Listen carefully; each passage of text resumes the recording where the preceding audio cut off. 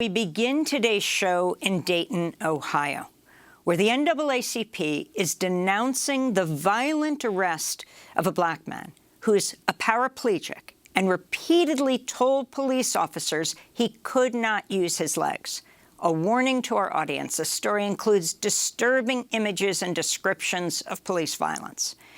During a September 30th traffic stop, Dayton police officers stopped Clifford Owensby's car after they said it was seen leaving a suspected drug house. Police body camera footage released Friday shows the police officers telling Owensby to exit his car so a police dog could conduct an air sniff search. Owensby told them he could not step out of the car because he's a paraplegic. This is part of their exchange. Yeah, man, sir. I can't step out of the car, sir. I'm a paraplegic. I got help. Well, I hope you're getting out. I'm gonna help you get out. Excuse me? I'm gonna help you get out. Well, I don't think that's gonna happen, sir. I don't think that's gonna happen, sir. When the officers said they would help Owensby get out of the car, he said, "I don't think that's going to happen, sir." He used his cell phone to call for help, repeatedly requesting a supervising officer, a white shirt, as officers commanded him to get out of the vehicle. I cannot step out of the car. I cannot step out of the vehicle. You got in the car. You can get out of the car. You got in the car. Hello. Hey, bro. Can you come down the street to Ferguson and Grand? The police just pulled me over and they trying to make me get out the car, and I'm telling them I'm a paraplegic. I can't get out the car without no help. They don't. Just come down the street, bring some people with cameras. Come down the street, come bring cameras and bring somebody so they can witness what's going on. I'm not getting out. I just told you I'm a paraplegic. I cannot get out. I do not have to. I do not have to. Can you call your white shirt, please? If you pull me out of here, you better expect. So here's the thing. I'm gonna pull you out and then I'll call a white shirt because you're getting out of the car. That's not an option. So you're getting out of this car. So you can cooperate and get out of the car, or I'll drag you out of the car. Do you see your two options here? I know I got right. Now, what would you like to do, sir? I would like for you to call your white shirt. Owensby is calmly in the car, but says simply he cannot move. Police body cam video then shows officers dragging Clifford Owensby out of his car, yanking him by his hair, flipping him on his stomach and handcuffing him as he screams and shouts for help. The officers then drag Clifford Owensby to their police car. You hurt me, bro. Get out of the car. Get out of the car. What are y'all doing, bro? I'm a paraplegic, bro. You're making me. I'm a paraplegic, bro. I'm trying to tell you that I got help getting in the car. Y'all can hurt me. They can hurt me, bro. Get out of the car. Damn, bro. I'm a paraplegic. Ow. You have to get out of the car. Ow. Get out of the car. Somebody help. Something right here. Somebody help. Clifford keeps shouting, "Somebody help." Officers also removed a 3-year-old child from the back seat of the car. Clifford Owensby was not charged with any drug-related offenses. He's now filed a complaint with the Dayton, Ohio unit of the NAACP. At a news conference Sunday, he described the assault. They did not find any weapons, guns, or drugs. They did find my money, which they took. I don't see where I did anything wrong in this matter, and I am lost for words for what they did to me. It was totally humiliation. It was hatred at its purest fashion. I have never seen or witnessed anything in my life. If they was caught doing this on camera, I can only imagine what would have happened if the cameras weren't rolling. I feel like they kidnapped me and they was going to hold me for ransom. Everything that they did to me reminds me of what I used to watch on TV, the movie Roots. It was total slavery. I felt like they was trying to catch a slave, and they was threatening to tase me and all of that because I was crying out for help. Taser being the whip, and I keep getting whipped and whipped over and over every time I keep thinking about it. Every time I hear about somebody sharing that video, it is a constant reminder. I believe that those cops need to be prosecuted to the fullest extent of the law. It is unfair that we have cops like that out here patrolling these streets in America.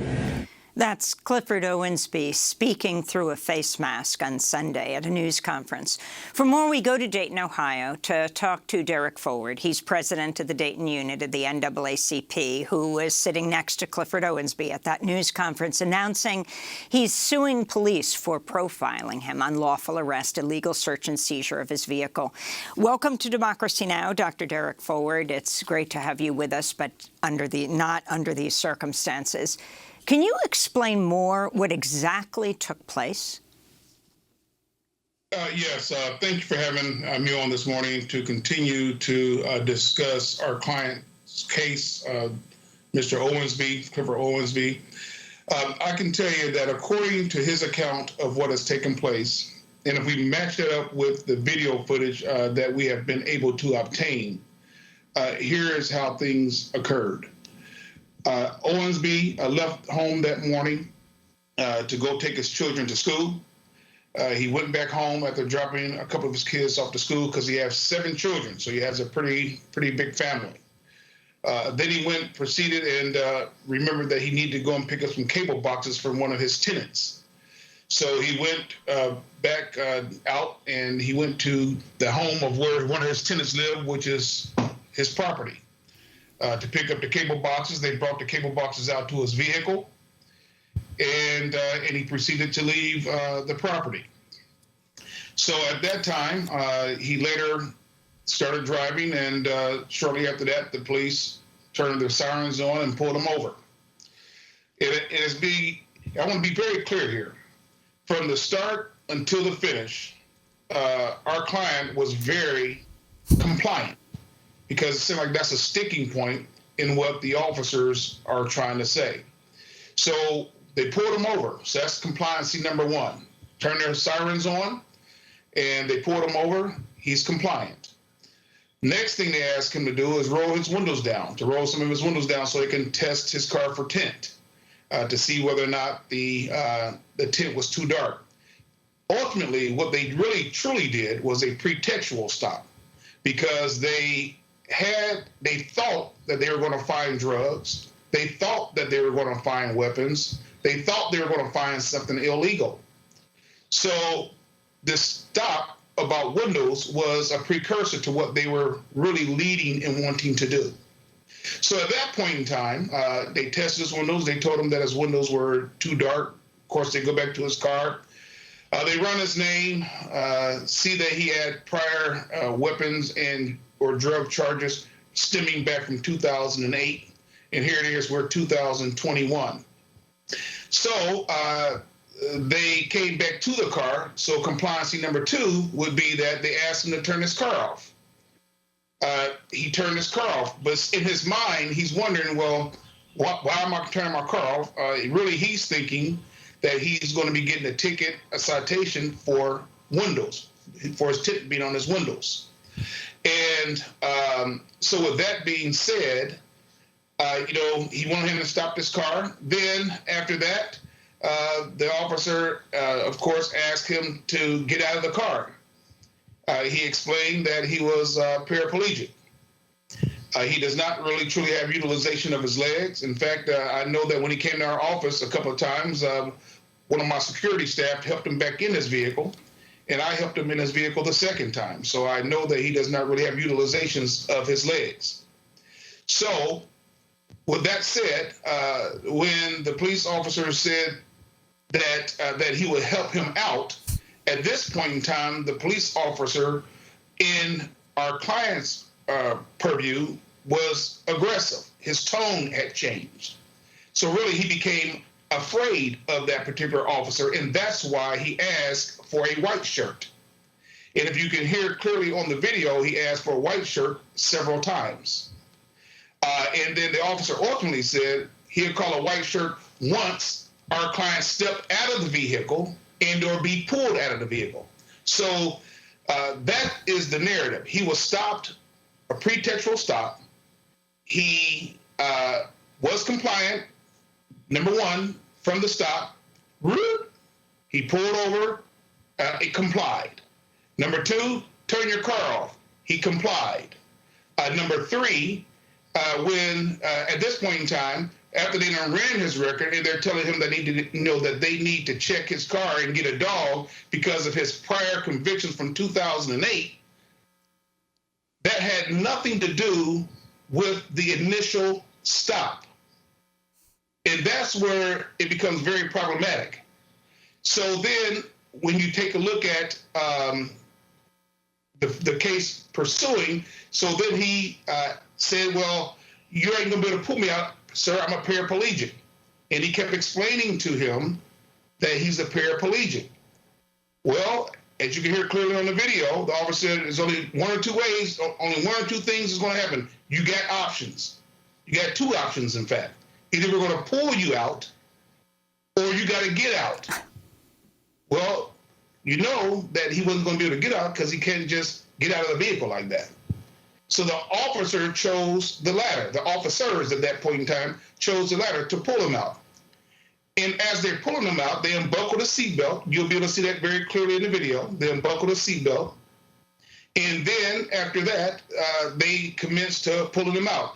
He was scared for his life, so he held onto the steering wheel and closed his eyes, according to his account.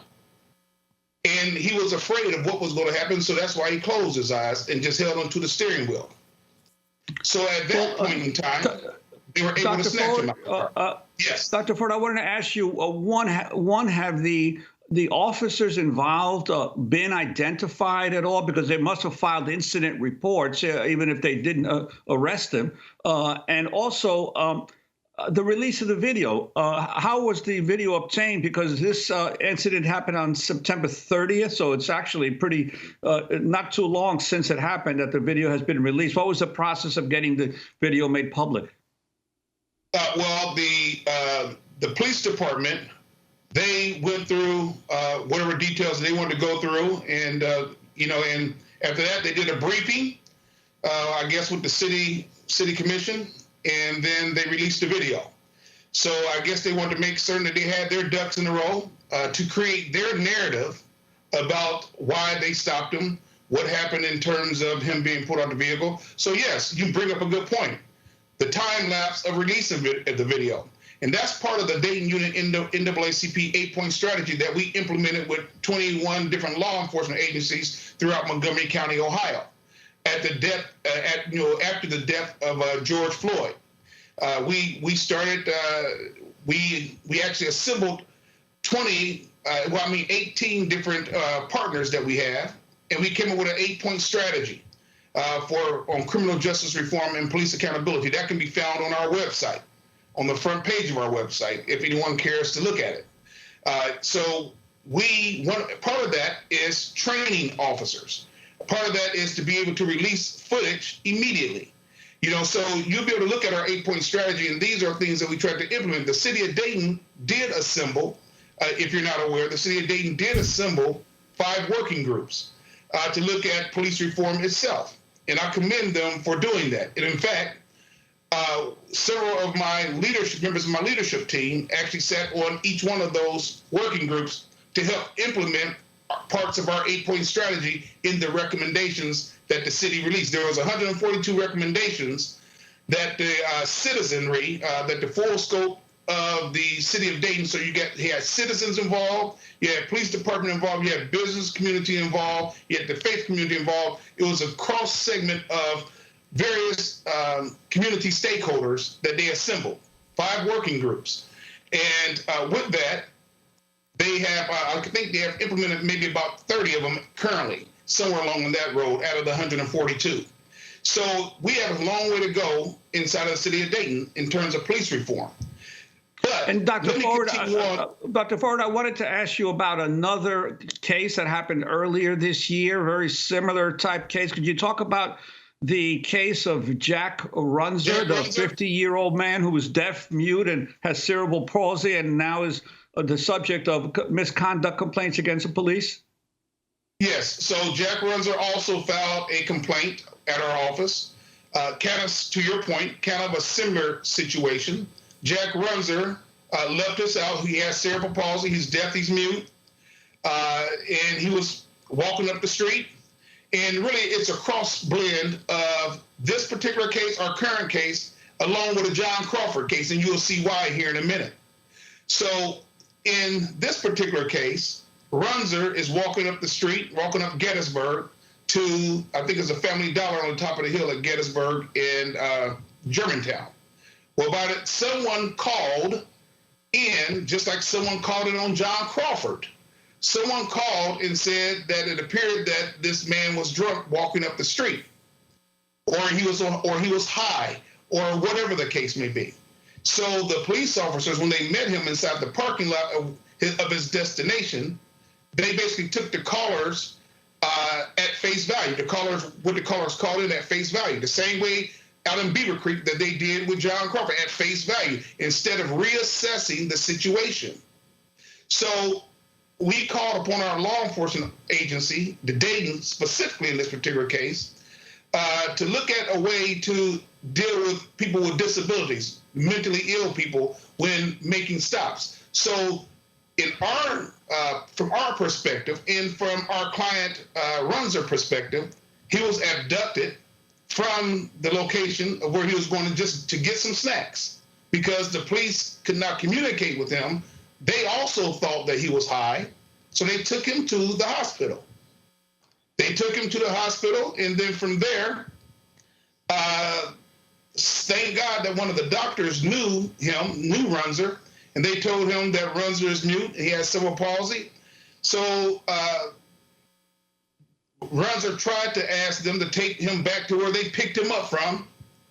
The officers didn't do that, so there's a lack of empathy, lack of training, and he had to call somebody to pick him up from the hospital. Dr. Foward, before we end, I wanted to ask you, back on this case, and of course you're referencing John Crawford, who was the African-American man, 22 years old in 2014, shot dead by police in a Walmart as he shopped. But I wanted to ask you, in this case, at this point, has Clifford Owensby sued the police? And I understand that the officers, the white officers involved, they're still on the job during the investigation? Yes, we feel that the officers should be placed at least on administrative leave or desk duty. We do not feel that officers who cannot control their tempers need to be on the street. And secondly, to your first question about has he sued the Dayton police officers, that has not yet happened. But I would say that when he gets with his lawyers, he does have a legal team. I have been in conversation with his legal team, and I'm quite certain that time will tell what's going to happen in that particular case once all the evidence is collected. So when you conduct any investigation, you want to make certain whether or not you're the police department and or whether or not you are a lawyer representing someone. You want to make certain that you gather all of the facts, and then you evaluate the facts, and then you pursue the destination that you want to pursue.